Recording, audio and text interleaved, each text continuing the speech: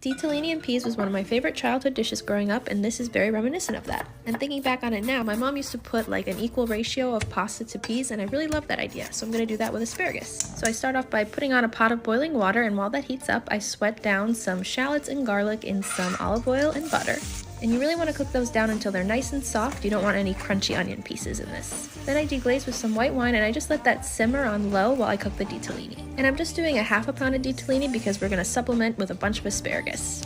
And the other thing that makes pasta and peas so great is that the pasta and the peas are about the same size, so I want to do the same thing by cutting the asparagus in those thin rounds. And once the ditalini is just al dente, I strain it out and then add it to our shallot mixture. And once all the pasta's in there, that's when I add the raw asparagus and a splash of pasta water, and the asparagus is kind of going to gently cook in there. Then I add a dollop of mascarpone cheese and a bunch of pecorino, and stir it all up until it's nice and creamy. And since we thinly cut the asparagus, it'll be nice and gently cooked and tender and delicious. Then I just serve it topped with more cheese, lemon zest, some chili flake, and olive oil.